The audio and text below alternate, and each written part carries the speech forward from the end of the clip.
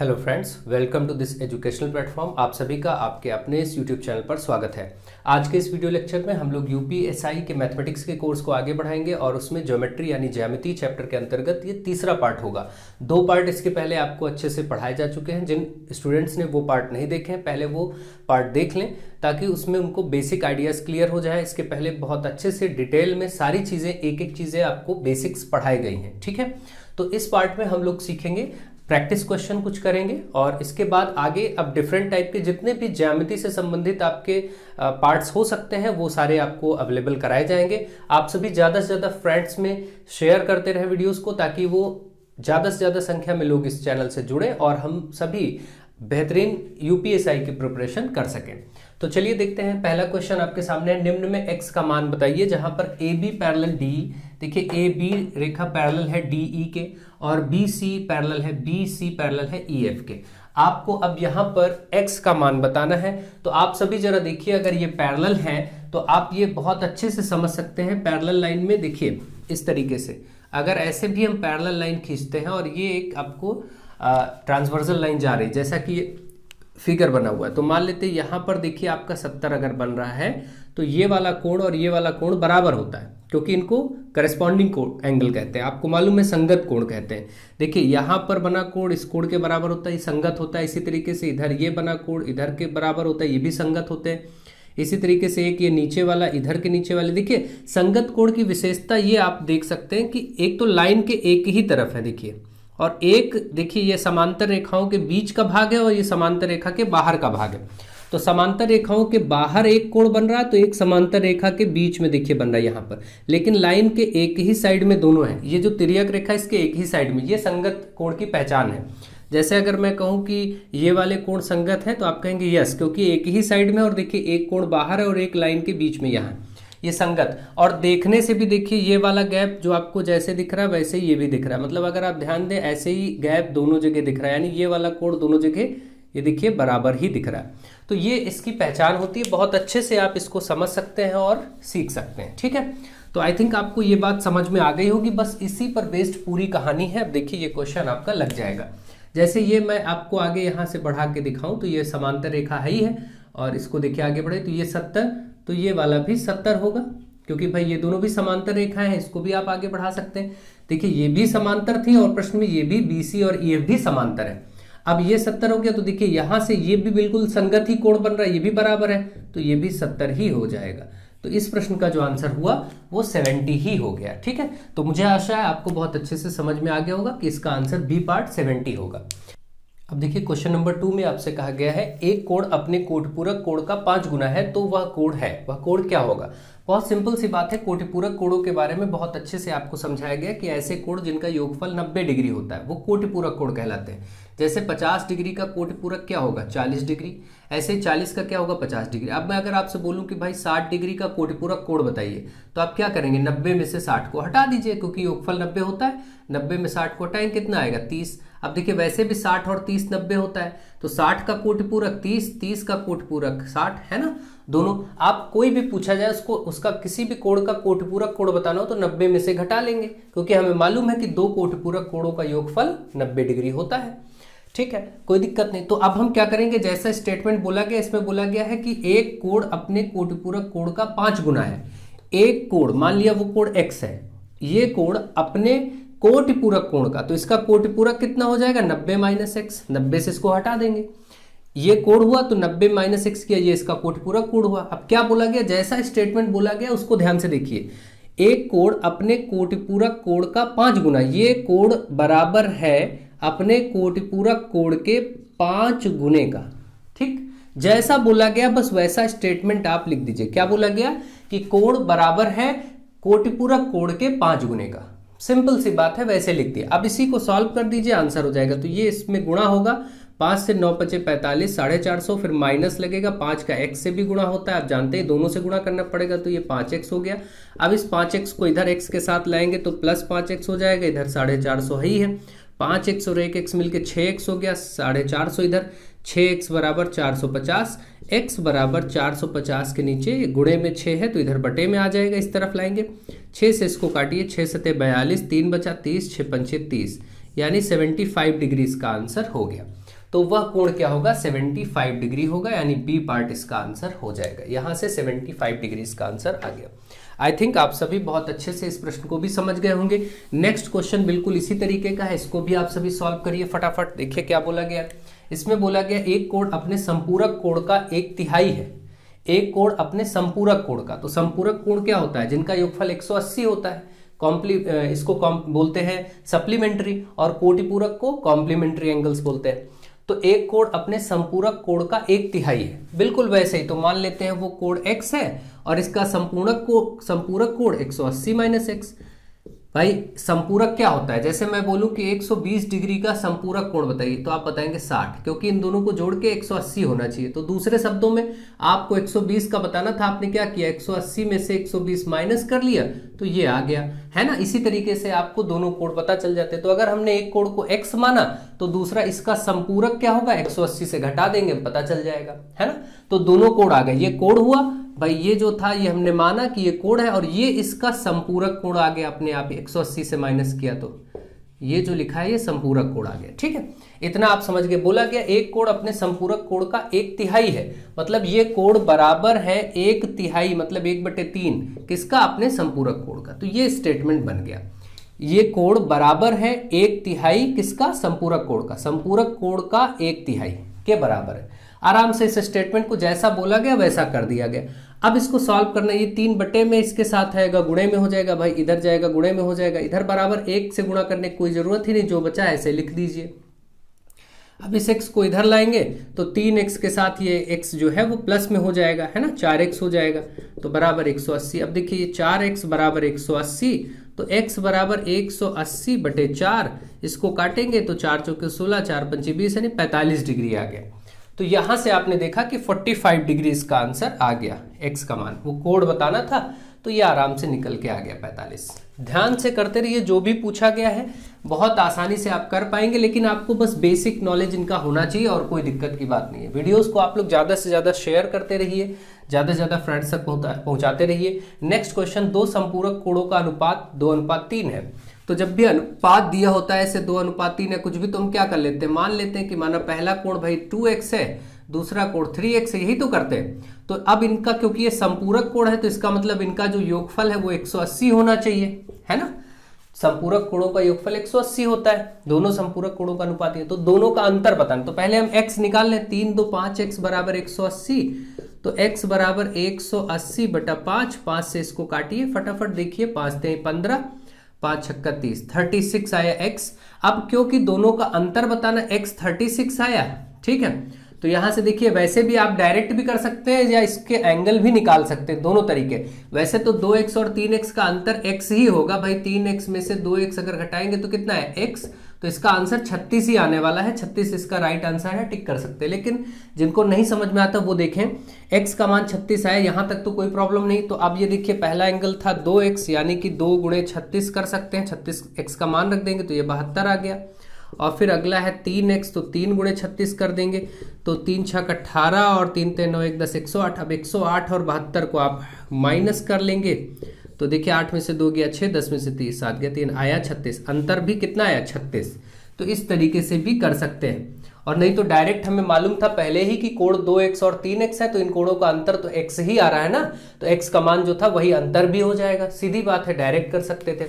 तो इस तरीके से आपको समझना है और करना है। तो मुझे आशा है आप इन प्रश्नों को बहुत अच्छे से समझ रहे होंगे, सीख रहे होंगे। बस वीडियोस को ज़्यादा से ज़्यादा शेयर करना बिल्कुल ना भूलें। चलिए देखते हैं और भी प्रश्नों का अभ्यास करते हैं। अब आपके सामने 2 क्वेश्चन और हैं, देखिए इसमें सॉल्व करने की कोशिश करिए। बोला गया है क्वेश्चन नंबर 5 में, यदि AB पैरेलल CD, देखिए AB रेखा ये है और CD ये है, ये समांतर है, पैरेलल है, कोण APQ, यानी कि यहाँ पर जो APQ बन रहा है, कहाँ पर बन रहा है देखेंगे, APQ देखिए 50 ये दिया गया है और यहाँ पर दर्शाया भी गया है, ठीक है। PRD इधर 127 बन रहा है, ये भी दिखाया गया है, ठीक है। तो y का मान क्या होगा, ठीक है। तो y यहाँ पर जो फिगर में बन रहा है इसका आपको मान बताना है। आप देखिए, आपको मैंने यहाँ पर बताया था कि अगर ये 50 है, देखिए यहाँ पर 50 बन रहा है, तो ये भी 50 ही बनेगा। क्यों होगा, आपको बहुत अच्छे से बताया था कि ऐसे कोई तिर्यक रेखा हो तो जो कोण यहाँ बनता है वही कोण इधर बनता है, ये एकांतर कोण होते हैं और ये बराबर होते हैं। जैसे ये 40 होगा तो ये भी 40 होगा, हमेशा एकांतर कोण कहाँ कहाँ बनते हैं, जैसे इधर जो बनेगा वो इस तरफ बनेगा, ये भी बराबर होंगे। अगर ये 110 है तो ये भी 110 होगा। ऐसे सारे बहुत सारे रूल्स आपको बहुत अच्छे से बताए गए हैं, इनको आप ढंग से समझिए, पिछले आप वीडियोस को देख लीजिए, आपको समझ में आ जाएगा। तो यहाँ पर हमें पता चला ये 50 है तो ये भी 50 होगा, कारण है कि ये एकांतर कोण है। और इसके बाद आपके पास कई रास्ते हैं, 2-3 तरीकों से आप इसको देख सकते हैं। एक तो त्रिभुज में भाई ये 127 है तो इधर भी आप ले ले तो 180 होता है पूरा, 127 के बाद 180 से घटा लीजिए, ये आ जाएगा। फिर ये कोण और ये कोण और ये कोण तीनों मिलके त्रिभुज के तीनों कोणों का योगफल 180 होता है, ऐसे भी कर सकते हैं। या फिर एक रास्ता और है आपके पास, देखिए यहां पर ये जो डायग्राम बन रहा है, ध्यान दीजिए ए बी और सी डी, इसमें एक रेखा जो ये पी आर वाली आई है, देखिए यहां से जो इसको हम P बोले और इसको R बोले तो इस तरफ तो 127 बन रहा है, ध्यान दीजिए ये वाला, ये PR वाली रेखा पर यहाँ 127 बन रहा है। और यहाँ ये पूरा अगर ले ले, ये पूरा ले ले तो 50 + y, ये भी तो बात वही है ना कि जो जितना ये होगा उतना ये होगा, तो ये भी 127 होना चाहिए, ये 127 तो ये भी 127 होना चाहिए, क्योंकि ये भी कोण तो एकांतर ही होते हैं। लेकिन यहाँ 127 ना दे करके आपको यहाँ कोई बात नहीं करके सीधे यहाँ पर दो कोणों में तोड़ दिया गया भाई, ये वाला 50 और ये वाला y। इसका मतलब ये जो 50 + y है ये पूरा कोण है तो ये 127 के ही बराबर, तो इसको हम ऐसे 127 के बराबर लिख सकते हैं। और y बराबर, अब आप 127 में 50 को घटा दीजिए तो आपका आ जाएगा 77, है ना, 77, y की वैल्यू 77 आ जाएगी भाई, 50 ठीक है, हाँ तो 77। देखिए यहाँ पर आपका बी पार्ट राइट आंसर। नहीं तो आप ये भी कर सकते हैं कि भाई ये वाला पार्ट इन दोनों का योगफल 180 होता है तो 180 से 127 को घटाइए, ये आ जाएगा। फिर ये और ये तीनों का योगफल 180 रखिए, क्योंकि त्रिभुज के तीनों कोणों का योग 180 होता है, उससे भी y निकल जाएगा। ठीक है, आपको जैसा समझ में आए वैसा करिए, आंसर यही आएगा। आई थिंक आपको बहुत अच्छे से चीज़ें समझ में आ रही होंगी, जिनको कॉन्सेप्ट पता है वो ढंग से चीज़ों को सीख पाएंगे। नेक्स्ट क्वेश्चन, क्वेश्चन नंबर 6, यदि A B parallel C D, A B रेखा और सी डी रेखा समांतर है, देखिए यहाँ बताया गया, तो x का मान बताना है। x मतलब ये टोटल एंगल बन रहा है। अब देखिए इस टोटल एंगल को थोड़ी देर के लिए यहाँ से अगर हटाएं और देखिए इसमें हम कुछ कंस्ट्रक्शन करें, ऐसे क्वेश्चंस में आपको ऐसा कंस्ट्रक्शन करना पड़ सकता है। अगर हम इन रेखाओं को थोड़ा समांतर रेखाओं को बढ़ा दें तो देखिए आराम से अब आपको ये इस तरीके से 3 समांतर रेखाएं दिख रही हैं। ठीक है, अब हम साफ साफ ये चीज़ें देख सकते हैं कि बहुत अच्छे से हम इस तरफ का ये पार्ट, भाई ये वाला 108 है तो इस ई को मैं थोड़ा नीचे लिख दे रहा हूँ यहाँ पर। अब देखिए अगर ये वाला पार्ट 108 है तो इस तरफ भी 108 होगा, या यूं कह सकते हैं, आपको मैंने एक और चीज़ बताई है बहुत अच्छे से कि एक ही तरफ के ये दो कोणों का योगफल 180 होता है। एक ही तरफ के दो कोण अगर ये बने हो तो 180 होता है। तो अगर ये 108 है तो जाहिर सी बात है बाकी का यहाँ पर बनेगा। 180 करने के लिए आपको कितना लाना पड़ेगा, यहाँ पर 72 लाना पड़ेगा, है ना। 72 और 8 ही तो 180 होगा ये जोड़ के, तो ये 72 होगा। इसी तरीके से इस कोण का और ये वाले कोण का यहाँ जो बन रहा है और ये वाला, इसका भी योगफल 180 होगा, तो ये 112 है। 12 8 20 कितना हो जाएगा, 12 8 20 और 60, यानी कि ये 68 हो जाएगा। अब आपको पता चल गया यहाँ का टोटल एंगल, आप देखिए तो ये दोनों को जोड़ के आ रहा है, तो इसका मतलब अगर हम 72 और 68 को जोड़ दें तो टोटल एंगल आ जाएगा। आपसे वही x पूछा गया था भाई, x इस कुल को ही तो बनाया गया था, टोटल को ही x कहा गया था। तो आप 8 2 10 7 6 13 1 14 140 डिग्री आंसर आ जाएगा जोड़ने पर। डी पार्ट आपका आंसर हो जाएगा। इस प्रकार से ऐसे प्रश्नों को बहुत ही सरलता से आप कर सकते हैं। जिनको ये सब कॉन्सेप्ट जिन्होंने देखे हैं पिछले 2 पार्ट, जिनको इसमें प्रॉब्लम हो रही हो वो पिछले 2 पार्ट को ढंग से देख लें, वो सारे क्वेश्चन बहुत अच्छे से समझ जाएंगे, सीख जाएंगे। तो चलिए अब आगे के कुछ क्वेश्चंस और लेते हैं और उनका अभ्यास करते हैं। अब आपके सामने 2 क्वेश्चन और हैं, इनको ध्यान से देखिए और करिए। तो अब देखेंगे क्वेश्चन नंबर 7 में बोला गया यदि OP समांतर RS, OP parallel RS, OP रेखा कहाँ है, देखिए OP ये है, RS ये समांतर है। अगर हम क्या करें, ध्यान दें और इनको थोड़ा सा एक्सटेंड करके ऐसे बढ़ा लें, समांतर है तो बराबर से ऐसे मान लीजिए बढ़ा लेते हैं, कोई दिक्कत नहीं। ठीक, ऐसा हम कर सकते हैं आराम से, भाई समांतर है बराबरी से उसको बढ़ा लिया। ठीक है, तो इस तरीके से कुछ आपको दिखाई पड़ेगा। अब देखिए यहाँ पर आप क्या क्या कर सकते हैं, सोचिए। देखिए यहाँ पर पहले तो 110 है और ये पूरा इस तरीके से जब अर्धवृत्त बनता है 2 कोण तो 180 होते हैं, आप जानते हैं। आपको जो बताना है वो कोण PQR बताना है। कहाँ बन रहा है, PQR ये वाला, देखिए ये वाला कोण आपको बताना है, इसको आप x मान लीजिए, इसी को बताना है। अब आप देखिए ये 110 है, तो जाहिर सी बात है इधर वाला ये वाला कोण 70 होगा, क्योंकि इन दोनों का योगफल किसी भी रेखा में इस प्रकार से कोई कोण बनता है अर्धवृत्त में, तो ये हमेशा 180 होते हैं। अगर ये सपोज 60 है तो ये 120 होगा, इस तरीके से होता है ना। इनको क्या बोलते हैं, रैखिक युग्म के कोण। ये सारे बेसिक्स मैंने पहले पढ़ा दिए हैं। तो ये 110 है तो ये 70 होगा। अब देखिए ये 130 यहाँ है, तो यहाँ पर भी जो बनेगा कोण वो भी क्या होगा, क्योंकि इधर एक ही साइड में एक समांतर रेखाओं के अंदर और एक समांतर रेखा के बाहर जो एक ही साइड में कोण बनते हैं ये संगत कोण होते हैं। आपको मालूम है, जैसे चाहे यहाँ और यहाँ बने तो भी संगत। देखिए ये वाला समांतर रेखाओं के बीच में है और ये बाहर है, या फिर इसी का स्थान अगर एक ये और एक इसके नीचे किया जाए तो ये भी संगत कोण ही होती है, ये भी बराबर होते हैं। आप वैसे भी देख रहे हैं कि ये जितना गैप है ये वाला, उतना ही गैप यहाँ भी आपको देखने को मिलेगा। ये वाला देखिए, है ना, ये वाला गैप भी उतना ही देखने को मिलेगा। ठीक, 130 ये, तो ये 130 ये भी हो जाएगा। ठीक, अब ये 130 है तो जाहिर सी बात है इधर का जो कोण है वो भी मिला के 180 होगा। आप जान रहे 130 ये है तो इधर का 50 हो जाएगा, क्योंकि 130 और 50 180 होता है। अब किसी त्रिभुज के दो कोण आपको मिल गए, ये एक त्रिभुज बन रहा है देखिए, तो इस त्रिभुज के दो कोण मिल गए, तीसरा आप निकाल सकते हैं, क्योंकि त्रिभुज के तीनों कोणों का योगफल 180 होता है। तो आप जान रहे हैं कि ये 70 है, ये 50 है, 120 हुआ, तो ये जाहिर सी बात है 60 आएगा, क्योंकि तीनों मिला के 180 होना चाहिए। तो 70 50 120 और 60 180, तो यहां से जो आंसर आया वो 60 डिग्री आया। फर्स्ट पार्ट इसका राइट आंसर हो जाएगा 60। ठीक है, आई थिंक आपको ये अच्छे से समझ में आ गया होगा क्वेश्चन कैसे करना था। नेक्स्ट क्वेश्चन की तरफ बढ़िए, इसको देखिए। यदि पी क्यू आर एस समांतर है, पी क्यू आर एस समांतर है तो एक्स क्या होगा। ठीक है, तो पी क्यू और आर एस समांतर है। अब आप देखिए जरा, यहां पर अगर हम देखें तो बहुत सिंपल तरीके से इनको हम कर सकते हैं, 2-3 तरीके। देखिए यहां पर x है, ये वाला कोण, तो ये वाला भी x होगा, जाहिर सी बात है। आपको मालूम है चाहे ऐसे बनाया जाए या जैसे भी बनाया जाए, यहाँ का कोण जो होगा वो यहाँ के कोण के बराबर होगा। चाहे इस प्रकार से बनाया जाए, देखिए ये कोण जो होगा वो इस कोण के बराबर होगा। ये सब संगत कोण होते हैं, करस्पॉन्डिंग एंगल्स होते हैं। तो ठीक, ये x है तो ये भी x हो जाएगा। अब आप देखिए क्या इस जगह पर पूरी अर्धवृत्त की संरचना वैसे ही बन रही है जैसे मैंने अभी बताई थी। इस तरीके से जब बनता है तो ये 180 है ना, ये ऐसे जा रहा है, ये कोण और ये कोण 180 होगा हमेशा। इसका योगफल क्या होगा, 180। तो इन दोनों का योगफल 180 होना चाहिए। तो इसका मतलब अब हमें क्या करना है, ये x है एक हमारे पास x, और ये क्या है प्लस 120 प्लस x, ये 120 प्लस x था और ये x, इनका योगफल 180 होना चाहिए। तो इसका मतलब x कितने x हो गए, 2x प्लस 120 बराबर 180 हो जाएगा। 2x बराबर 180 में ये 120 उधर माइनस हो जाएगा, तो कितना बचेगा 60। 2x बराबर 60, तो x बराबर 30, क्योंकि भाई इधर गुणे में है उधर बटे में हो जाएगा। x का मान 30 आ गया और आपसे x पूछा गया था। सेकंड पार्ट इस क्वेश्चन के लिए राइट आंसर हो जाएगा। मुझे आशा है आपको ये प्रश्न भी बहुत अच्छे से समझ आ गया होगा। चलिए आगे बढ़ते हैं और 1-2 प्रश्नों का और अभ्यास करते हैं। अब आप सभी के सामने 3 प्रश्न और लिखे हैं, ये अंतिम 3 प्रश्न हैं, इनको करिए और इसी के साथ आज का ये लेक्चर समाप्त होगा।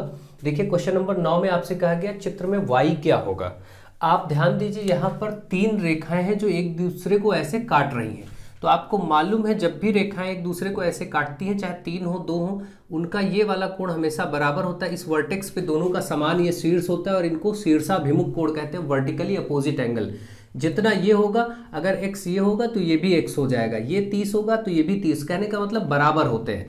तो इसी तरीके से अगर आप ध्यान दीजिए इसमें, तो आप देख रहे हैं कुछ इस टाइप से 3 रेखाएं आपस में काट रही हैं। तो जब 3 रेखाएं आपस में जब काट रही होती हैं तो आप देखिए, तो इसका मतलब ये वाला कोण इस वाले अपोजिट, ठीक अपोजिट वाला है ना। अगर ये वाला कोण होगा तो इसके बराबर होगा, ये वाला कोण इसके बराबर होगा, ये सब आपस में बराबर हो जाएंगे क्योंकि यहाँ 3 रेखाएं काट रहे हैं। तो आप देखिए जो x है, ये y जो है, y और x बराबर हो जाएगा। इसका मतलब y और x आप बराबर मान सकते हैं क्योंकि ये शीर्षाभिमुख कोण बन रहा है। जितना ये x होगा उतना ही ये y होगा। तो इसका मतलब इस y की जगह भी हम x लिख सकते हैं, कोई दिक्कत नहीं। तो अब आप देखिए, अब तीनों ही x हो गए, यानी कि अब अगर हम ध्यान दें इस जगह पर, देखिए तो ये तीनों कोण अगर आप ध्यान दीजिए तो एक अर्धवृत्त की संरचना करेंगे। इस एक रेखा पर देखिए, इस एक रेखा पर ये वाली जो रेखा जा रही है, आप ध्यान दीजिए जरा, इस एक रेखा पर ये वाला कोण भी बन रहा है, इधर ये वाला कोण भी बन रहा है, और ये वाला देखिए, ये भी और ये भी, ये तीनों एक अर्धवृत्त की ऐसी संरचना बना रहे हैं, ठीक, और ये कोण हमेशा 180 होते हैं। तो इसका मतलब अगर ये 3x और ये x और एक 2x ये मिल करके, इसका मतलब ये सभी मिल करके 3x और 2x और x तीनों मिल करके 180 होंगे। तो 3 2 5 1 6 6x बराबर 180 होगा। तो x बराबर 180 बटा 6 हो जाएगा। कट के क्या होगा, क्षेत्र का 18 30 डिग्री यहाँ से आंसर हो जाएगा। ये बात आपकी थर्ड पार्ट इसका आंसर हो जाएगा। आपको समझ में आ रहा होगा। इस प्रकार से आप ध्यान से ऐसे प्रश्नों को करेंगे, समझेंगे। बस कॉन्सेप्ट्स आपको अच्छे से आने चाहिए, फिर कोई दिक्कत नहीं होगी आपको। मुझे आशा है आप बेहतर तरीके से समझ रहे हैं और सीख रहे हैं। Next question, question number 10। यदि L1 पैरेलल L2 यानी L1 रेखा L2 रेखा के समांतर है। देखिए ये वाली रेखा जो जा रही है L1 है और ये वाली L2 है, ये समांतर है, तो y क्या होगा, ठीक है।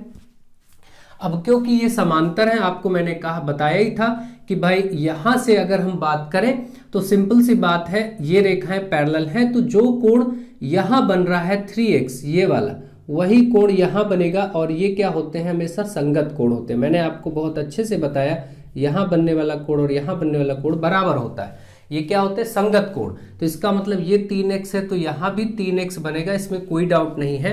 तो अब इसका मतलब हुआ कि ये देखिए यहां पर एक अर्धवृत्त की संरचना ये बन रही, एक ही रेखा पर दो कोण ऐसे बन रहे हैं। तो ये वाला कोण और ये वाला कोण मिलके 180 होगा। इसका मतलब 3x और x मिल करके 3x और x मिलके आप 180 रख सकते हैं। तो ये 4x का मान 180 रख सकते हैं। तो x का मान 180 बटा 4 रख सकते हैं। 4 चौके 16, 4 पंचे 20, x का मान आ गया 45। अच्छा, x का मान 45 आया, इसका मतलब यहां पर जो कोण बन रहा है वो 45 बन रहा है। ये 45 हुआ, अब ये भी तो 180 होगा, देखिए, है ना। तो ये 45 हुआ। तो अब एक बात ये भी देख सकते हैं, ये 3x है तो y ये दोनों बराबर ही होंगे। अब क्योंकि ये 45 हुआ और ये y, तो ये भी 180 बना रहे हैं। तो 180 से 45 आप घटा दीजिए, कितना आएगा, 135। भाई ये दोनों भी तो 180 बनाएंगे, ठीक। मैंने आपको बताया है कि इस तरीके से करो तो ये कोण 180 ही बनाते हैं। तो यहाँ पर 45 आया है, देखिए, तो ये y है, इसका मतलब इन दोनों का योगफल भी 180 होना चाहिए। तो ये 45 है, तो जाहिर सी बात है कि ये 135 ही होगा, है ना। तो इस प्रकार से आप इस प्रश्न को कर पाएंगे और सी पार्ट में इसका आंसर आपको दिख रहा है। तो क्वेश्चन नंबर 10 भी आपका लग गया। 11 नंबर करते हैं और इसी के साथ इस लेक्चर को कंप्लीट किया जाएगा। Question number 11। निम्न चित्र में AB समांतर CD।